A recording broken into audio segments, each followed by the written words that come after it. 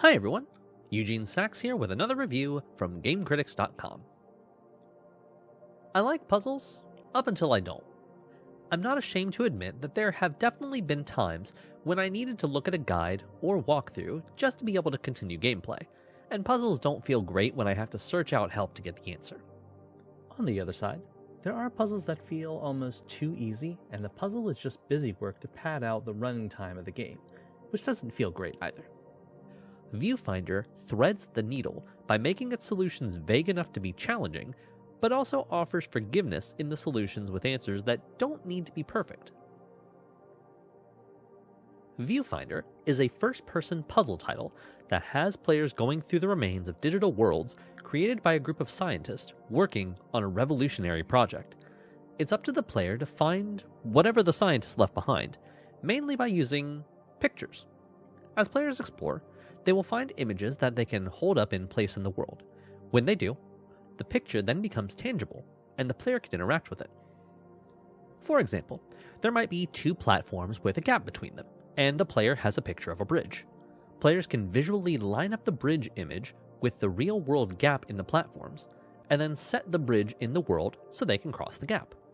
If they place a picture wrong, or place the picture in such a way that they can't complete the level, like placing a photo that erases the exit, players can hold a button to rewind and then place the picture in a different spot.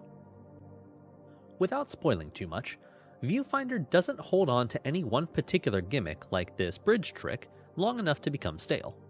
For each set of puzzles, it introduces a new gimmick in some way, then a puzzle or two that expands upon it, and finally some advanced puzzle options. Players then move on to another gimmick altogether. The best part, though, is it feels like each puzzle has a range of solutions.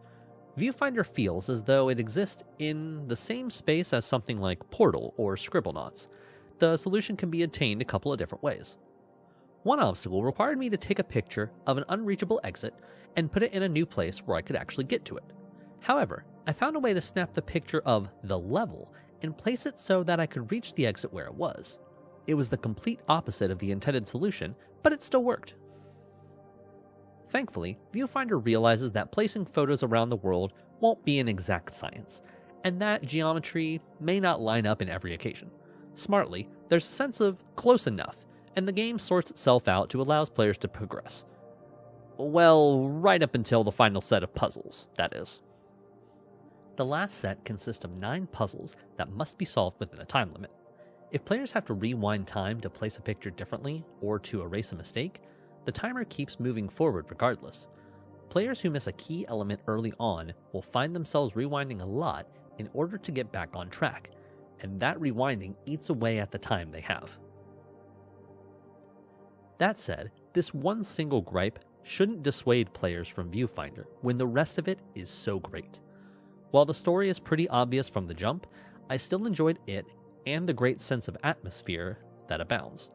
I was eager to dive deeper, and the flexibility of puzzles always made me feel clever.